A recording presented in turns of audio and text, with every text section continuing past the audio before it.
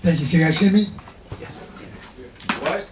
There's no stand, so I'm going to do this holding the mic and reading from City of Wheels.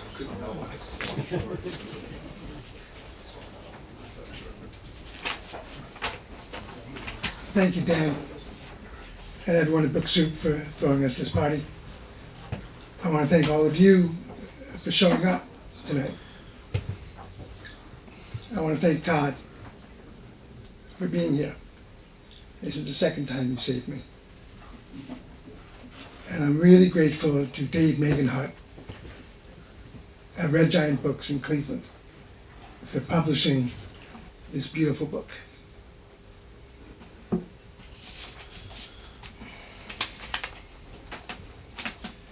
This novel is about many things. It's about a mad screenwriting teacher who calls his students the Hollywood 10.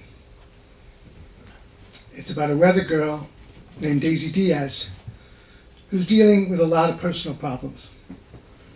She takes the class in the Valley because it's cheaper than therapy. It's also about Puma Thurman, a saber-toothed mountain lion stalking Los Angeles, who's dying, and she knows it. This is City of Wheels.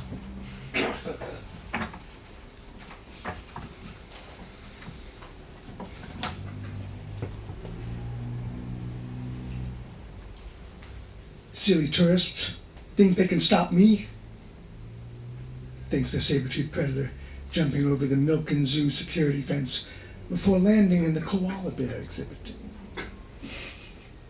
Who is Michael Milken? The name is everywhere. These fuzzy wuzzies are no match for my insatiable hunger. I'll eat them one by one, savor their flesh, their fear. I sink my teeth into the first one. I can't help but feel a pang of guilt. Little Furburger didn't do anything to deserve this. Hanging out, doing his thing. Now he's dinner. I can't have just one. I devour another Furburger, so soft, so pretty, and another, and another. 40 minutes later, Puma Thurman departs the Michael Milken death camp with a bellyache. I remember the day everything went blurry. My skull throbbing. I blame the rat. I remember the taste of bitter flesh, the crunch of bones. I approach the forest of death. I hate this crossing more than anything. I leap onto 101 North, whatever that means. Tourists swerve to avoid me. I'm a dodger. Made it. I see the sign in the distance. Am I hallucinating? Maybe I'm a figment of imagination. A character in someone's story. Maybe none of this is real. None of this is real. Why do I feel so much pain?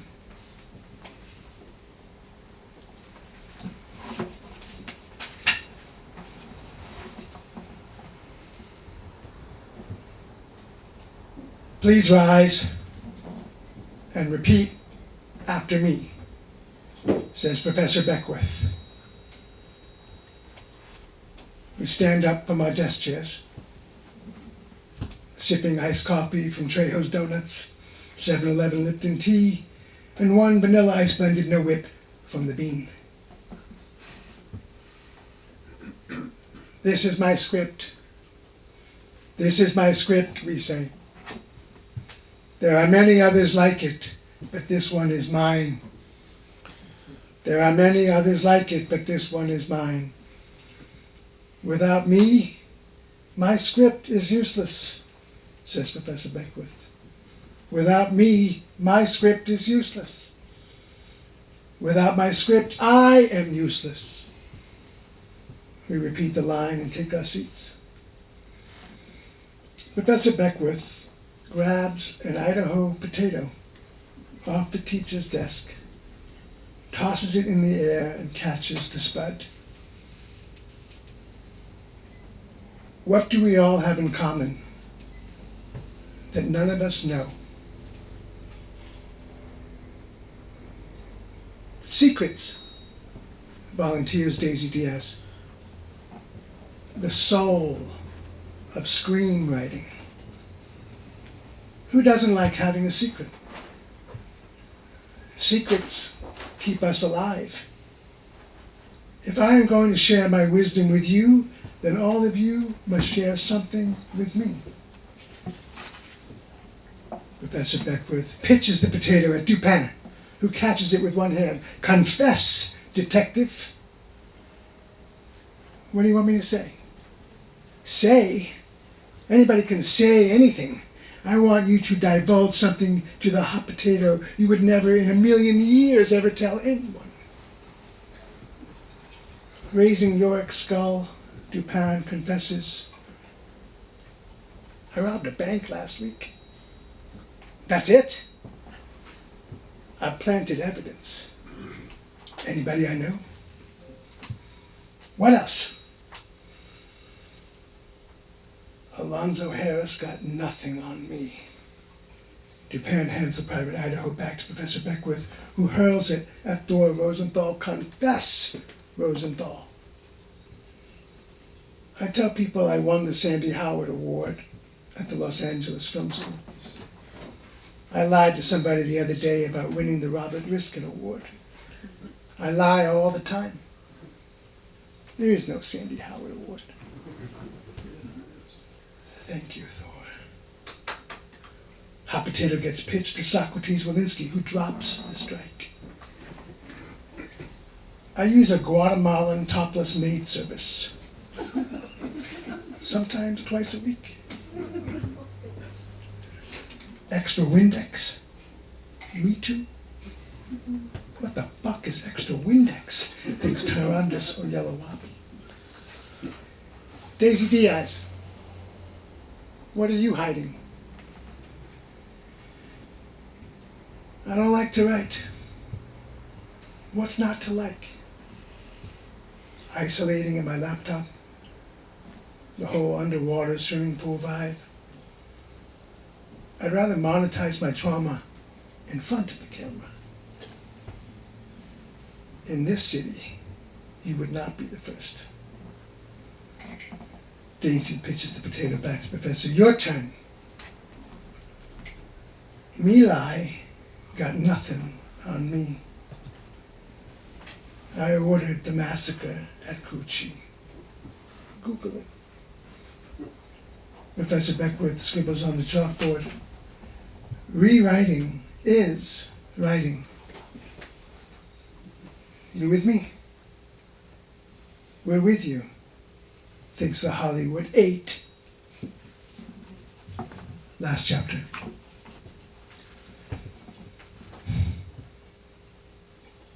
I will miss this angelic view, thinks Puma Thurman.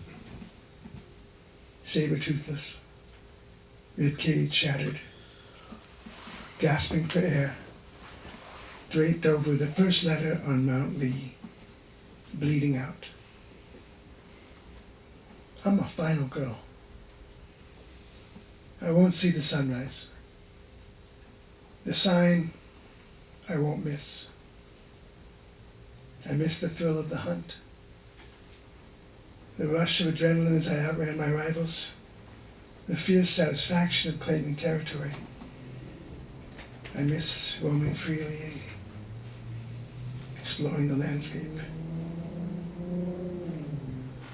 I miss the countless battles. Tourists appear under the sign, yapping about California Fish and Wildlife rescuing me. Michigan State, whatever that means. Maybe I don't want to be rescued by California Fish and Wildlife. My grandfather's uncle liked to say, we all have 3 deaths in this life. The first death is when your heart stops. The second is when your bones turn to dust. The last death is when they forget your name. I slide off the H. Slam to black.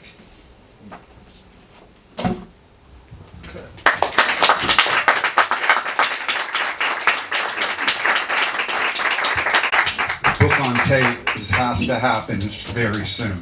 That was really amazing, Adam. Thank you. Extraordinary. So, by way of introduction, I go way back with this gentleman from film school when he was just a wee lad. And I've read all of his books, and I'm probably one of your biggest fans. And I think City of Wheels is my fave, for those of you who have not read it yet. It's a fever dream, and it's about so many different things. It moves at 120 miles an hour. And your command of language is absolutely staggering, truly. This is an undiscovered gem of an author, truly. And this genre of inside Hollywood is just a part of it, because this book is also such a homage to Los Angeles. It really is. It's shocking that you weren't born here. And it's also such a love letter to the movies, not just Hollywood insider, agent, cool, that stuff. It's historical, and you bring up stuff from 1915, and the quotes from the movies are, I just can't rave about it enough. It's really staggering. So I have questions. I have a lot of questions. Well, first, I pay Todd to say nice things about me. No, this is true. Unsolicited. He wanted to meet first, and I'm like, no, I'm not going to meet first. I'm not going to tell you what I'm going to ask you. I have no idea what he's going to ask me. Absolutely not. So I've read the book twice, once in galley form. He never wants notes, and I love that. He's like, I'm not giving it to you for notes. I'm just giving it to you because you're a fan. So this is a great chance for me to ask you stuff. First of all, so you're talking about AI, you're talking about robots involved in automation, you're talking about climate change, you're talking about mental health, you're talking about the education system, and you're talking about screenwriting. What's the inspiration? Or is there one single point? I'm so curious how this came together. This comes from being a recovering screenwriter, someone who has made the business of screenwriting my life's work, but someone who found that when I wanted to be a screenwriter at 16, when I was 30, I said I never want to write a screenplay ever again. And I have both, and this is the definition of a love-hate relationship, that this only came about because my mom and my second ex-wife said to me, you should write a screenwriting book, a how-to screenwriting book. You know so much about screenplays. And I said to both of them, I just threw up in my mouth. And I said, I can't think, if I'm going to spend 4 years of my life on a book that no one's going to read, it might as well be a novel. And so then I said, well, if I'm going to teach a class about screenwriting, then I'm going to have a math professor. I'm going to do a screenwriting novel, and I'm going to teach screenwriting. Is how do you give a dog medicine? You put it inside a treat. And that means the dog doesn't know it's getting medicine. So I said, I'm going to do this novel like it's a treat, and all of you are pooches. And you're not going to know this. But if you are interested in screenwriting, you can take this book like you're taking a community college adult education screenwriting class taught by a lunatic. And if I were teaching the class, I would not so much teach about the how to write a screenplay, but I want to prepare the screenwriter for the hideousness that is development. And I don't think anyone understands what development is until you've been developed. And I've had the good fortune of reading scripts for 36 years at William Morris. Is how I met Todd, and some of my mentors are here tonight. And what's thrilling about talking about City of Wheels is that I had to write 4 novels to get good. And I think each novel is really about the business of screenwriting. People think I write about my agency. That's just where the one character works. But all the novels are about the business of screenwriting. And it's interesting that the screenwriting lessons in the book are really smart and good and profound. So it is kind of like a class, when you're watching it. So you do, even though it's not a screenplay, it's a novel, it really feels like a screenplay. And you use the first person plural pronoun a lot. We saw, we're here, we arrive. Talk about that. That was clearly, and you're using it for Daisy Diaz too. Yeah. So it's both omniscient POV, but it's also that character. I love a great screenplay. And when you are in the grip of a great screenplay, you lose all track of time. It's like, I've never done heroin, but it is sort of like that feeling of the voice carries you, and then the story carries you. And I'm reading a script, and I wanted this novel to be like a really good screenplay, where the voice carries you, and they're not chapters, they're scenes. And so when you're reading this novel, and whether you've written 10 screenplays or are about to read a screenplay, you read City of Wheels and you finish it, you pretty much have an idea of not what not to do, but to prepare you for what is coming when you are done with the screenplay. Because that is the hell part of development, hell. It's hard enough to write a screenplay and finish it and share it with your circle of trust, and then put it out there into the world and to get read.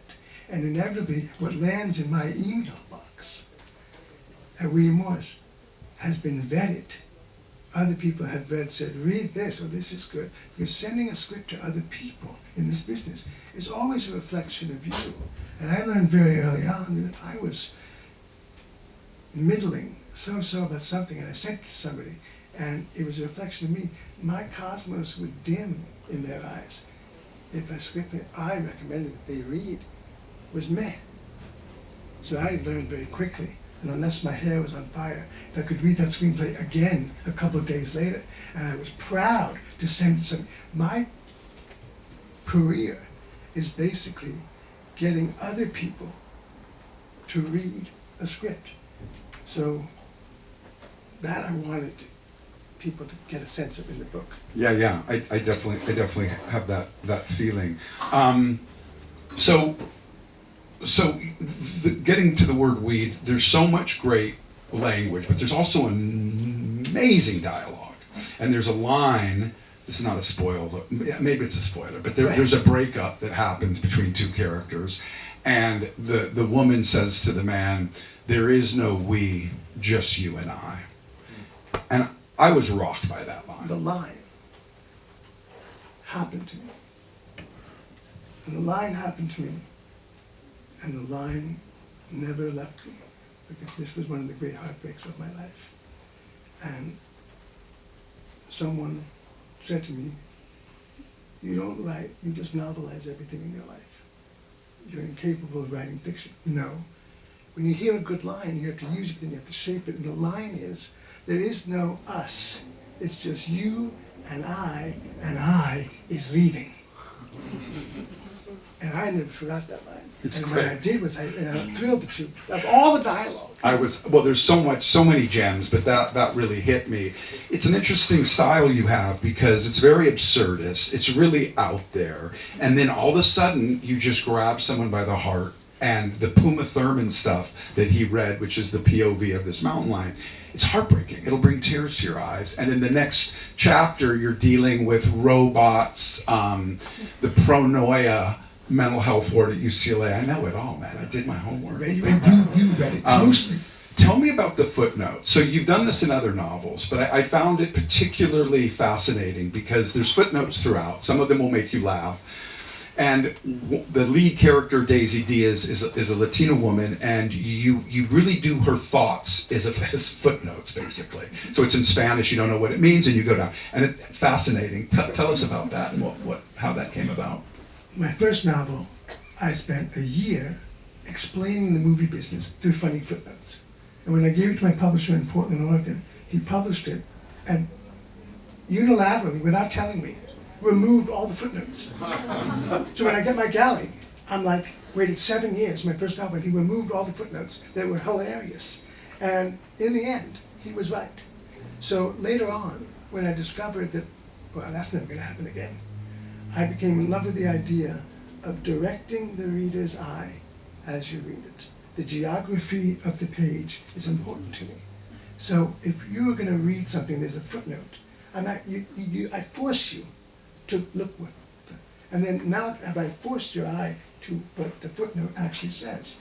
Then I was presented with, well, how do I present Daisy Diaz's inner thoughts? I mean, of course she says her most intimate thoughts in Spanish. So I was like, at first my whole thing was, oh, that's good. When you know something is good, then you just run with it. And then I did a novel, Freaks of the Industry, where the model was, I'm going to tell the novel through the footnotes, so that you cannot get rid of the footnotes because the novel is in the footnotes. And having done with that, the City of Wheels has said, calm down with the footnotes. You're going to do little bombs, so that they're there, but they're not overwhelming. And I thought I found the just right amount. Yeah, so tasteful. It's really tasteful. So, slightly sensitive question. Your voice in these novels, and it's not really like you are in person, but there's a political incorrectness that is fascinating and hysterical and very, very funny. And it doesn't veer overboard, but you don't give a shit.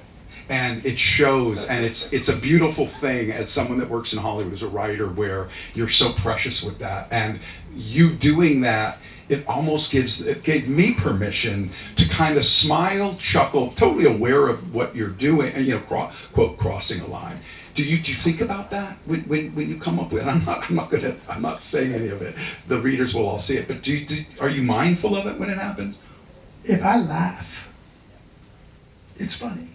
If something I write makes me laugh and it's funny, and it happens to be so risque that I embrace my warpedness, embrace how warped I am. Well, I love, and this is not politically incorrect, but like unshaven pits, like you were describing a character, and it's like you just go for the jugular, and it's very refreshing in the world we live in today. And I'm a very liberal guy who is very politically correct, but you do it in a very tasteful way. So bravo, because that's tough. So it's interesting, when I first read it, and then I read it again, the situation I had in the beginning, because it wasn't in the cool book form, and I didn't know where I was in the book, but I just wanted more. And you guys will see it when you read it. It's a book that is very, very quick. It's a very breezy read, and I don't know what the page count is, but you sit down and 2.5 hours later, you've got it, and it's great. You have an attention span, you think very quickly. I've spent a lot of time with you, your mind moves. This was clearly a decision you made, because this could have been an 1,000-page book. If Tom Wolfe wrote this book, it would have been probably 1,400 pages. Were you conscious of that when you were writing? Were you like, I'm not gonna get into this. I'm just gonna keep going, plot. Know your audience. In LA, we have such a short attention span. We can barely read a screenplay. So when I'm with this book, I was only mindful that every chapter had to be fucking great. There's so many screenplays, with so many scenes that say nothing, do nothing. Why are they in the screenplay? It's true. Every script reader goes to the back and looks at it. 136. Okay. 93. Let's go. 101. Okay. So there is that. And I just think being a script reader in my 20s, in my 30s, in my 40s, and now my 50s, I know one thing, and that is the first law that the screenwriting teacher says to his students is don't be boring. And I learned something called DNF. Oh, the book was DNF. I don't know if this is a millennial thing or a Gen Z thing, but DNF stands for did not finish. And I thought about that, and I said, I want my book to be the opposite of DNF. I want my book to be DTF. DTF, St. Louis. Wow. All right. I could go on and on and on, but maybe we should open this up for questions. I have one thing, and then I'll turn it over. I'm sorry. One thing that's great if you're a hardcore fan is here comes Rodney Muir appearing up, and here's Jerry Makos, and here they come, and these are characters from his other novels that are these. We'll call it the Novakian universe, the Novakiverse. How about that? Would that happen spontaneously? Did you always know you were going to do that? You do this in a lot of your books, by the way. This is not the first one. Talk about that. I have a twin brother. He has 3 kids. And I said to my parents once, "You guys are so lucky." They said, "We are." I said, "Yeah, you got 3 grandkids and 5 novels."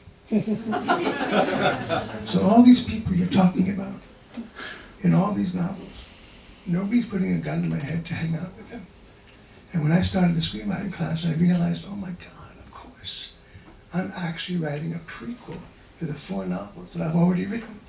And all their projects that get made or don't get made, or somebody got fucked, or she died, or she blew his head off at the Surfer Inn motel. Some of the people in this screenwriting class, I know are dead. I know they killed themselves. I know their marriage ended. I know they betrayed their best friend. All these cliches. So when I realized that who would I have as a guest speaker in this screenwriting class, that the reader of this novel can learn something about the business. But for me, I haven't spoken to this person who's a guest speaker in years. So I get to invite a character from my second novel as a guest speaker. And the guest speaker is crazier than the professor. And this also comes from a time where I spent my 30s, for some reason, speaking. Because I'd already been at Wayne Morris for like 10 years. And people asked me in my 30s, early 30s, to come speak at film schools. And it became this running thing where I would go to the opening of an envelope. You want me to speak? I'll go. I'll go, sure. So then I made it my goal to do LNU, USC, UCLA, AFI, Chapman. When I got to Chapman, I was like, I'm going to Orange County. Just to be a guest speaker. And so that was, to me, the fun part about being a guest speaker. And I'll never forget, one professor, I forget what school, he said to me, before the class started, "You didn't swear last time you were here." I said, "I'm in a classroom, what do you mean swear?" I said, "Before you get up there, throw it a few fucks. Where you say motherfucker, kids love it." So I went to this class, I'm like, fucking A, yeah! I was swearing like a sailor. So. That's funny. I loved how there's an agent that speaks to the class, and Adam proceeds to break down his wardrobe and how much everything costs and how many items there were. It was incredible. All right, anybody have any questions for Adam? I don't believe that. Yes, sir. Why did you want the mountain lion in the book? And how did you? Sure. How did you conjure the ark? I lived in Beechwood for 11 years. And it just so happened before the pandemic, or around the pandemic, there was a mountain lion called P-22, famous mountain lion in LA. And on Durand Street, I had a neighbor who had 2 chihuahuas. And she would walk her 2 chihuahuas. And at 11 o'clock news, I'm watching TV, and the neighbor only had 1 chihuahua. And apparently P-22 had been hit by a car, had eaten a poisonous rat, and the rat poison, when the wildlife in Beechwood, in the hills from Griffith Park, they eat a rat that's been poisoned, they get poisoned, and the blood doesn't clot. And so they basically bleed out one scratch. So P-22 became this tragic figure with California Fish and Wildlife. I'm like listening to this on the news. California Fish and Wildlife, that's hilarious. I gotta use that, California Fish and Wildlife. And then P-22, that's not a good name. That's not a good name. I don't know where it comes from. But when I hit upon Puma Thurman, I said, oh, that's good. That's good. And I said, not too much Puma Thurman, just let her be my narrator. And that's how I sort of hit upon it. That's where Puma Thurman came from. Great. Anyone else? Yeah. Adam, we know you read a ton of screenplays, but aside from that, what other influences drive your script? What other authors are you reading? Is it like Carl Hiaasen from the absurdity angle? Who else are you reading? believe it or not, Mm. when I'm writing a novel, the last thing I do is read someone else's book. But when I'm not, and what I have read are pretty familiar names, you know, LA writers. I would say probably Bruce Wagner is my favorite author. I've read every word he's ever written, and it probably shows. In a good way, in a really good way. Yeah. I'm aping him. And when Todd mentioned that I described the agent and what the belt cost and what the shoes are, that's me making a joke about Bret Easton Ellis. Yeah. So it's, you can see that I'm, you know, referencing these things. But when I wrote that Bret Easton Ellis paragraph, I knew it was a Bret Easton Ellis paragraph, and I'm laughing because anyone who's read Bret Easton Ellis is going to go, oh, that's a Bret Easton Ellis paragraph. So That's great. And in a lot of these footnotes, he'll use lines from movies that I would never remember. They'd be like, apologies, Douglas Day Stewart. Or like, oh, to these right. Like, what movie is that from? You have that memory? You can really remember dialogue. Huh? in the fourth novel, Rat Park, I have a Libyan orphan who only speaks in movie quotes. Only speaks in movie quotes. Now, we don't know this is a figment of Lester's imagination, but my challenge in Rat Park was to do movie quotes and then have the character have a conversation with a Libyan orphan who only speaks in movie quotes. And I was able to construct an entire conversation with only movie quotes, and then it's a back and forth and back and forth. And I find that living in LA, working in the business, truly, it comes down to this. Do you speak movie? I speak movie. Yeah. Do you speak movie? I once went on a lunch with a development executive at Screen Gems, and we were riding the elevator or something, and I said, you know, Schrader. And she just did not know who Paul Schrader was. And I just looked at it, and I gave her the death stare. And she said, you went to film school. I'm more recent. Anyone else? Rat Park, where did the title come from? Or where Oh, did you get the- well, for those who have not read Rat Park, but were here 4 years ago, Rat Park is also about many things. In that novel, I compared marriage to Islamic captivity. In that novel, in fact, my second ex-wife threw that novel at my head and said, you're incapable of writing fiction. That's what I compared. In Rat Park, it's also about addiction. And when you're researching, I did a lot of research in all my novels. The fun part of my writing is doing the research on how you use it and turning the, and the thing I love about Rat Park is that I did not know how I was going to write about addiction. How am I going to tell a story about addiction? How am I going to tell a novel about sex addiction? How am I going to tell this novel? How am I going to do it? And so I go to a dinner party, and I swear to God, I'm sitting next to this guy, and you're supposed to talk to the woman on your right? So it's this guy, and he says, I'm a professor of psychology at Cal State Northridge. Really? Really? So I talk to me about addiction. And so this random professor of psychology at a dinner party starts talking about an experiment, a psychology experiment in the 70s, where these scientists just doing an experiment where they said that drugs, hard drugs, were not addictive. Hard drugs are not addictive. So what they did was they took 12 rats and they put them in a solitary confinement. And these 12 rats were in solitary confinement, and they were presented with water, regular water, and water that had been spiked with heroin. In a couple days, all 12 rats that were in solitary confinement overdosed and died from the heroin.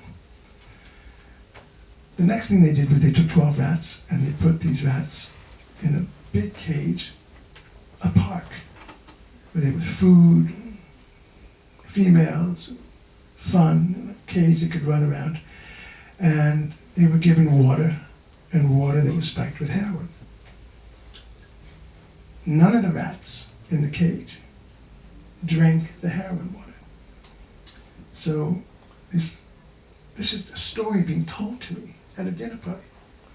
And I immediately went home, went down the rabbit hole, and Googled Rat Park. all night for days until I got my head around this experiment that they did. And I forget what the question was. It was about Rat Park, and I bet they sell that book here at Booksit. I think they actually left it. Huh? Maybe. Anyone else? Have you started to work on your next book, or are you carrying around ideas and thoughts and motifs that you haven't been able to express yourself yet in a book, but you want to put in a book? Well, I have a title, and one of the laws in City of Wheels in the class is that titles matter. He tells the students titles matter. So I have a title, and once I have that, I'm like pregnant. So there's a sonogram. That's where I'm at. That's exciting. Very exciting. Anyone else? All right, big round of applause for Mr. Adam Novak. Thank you.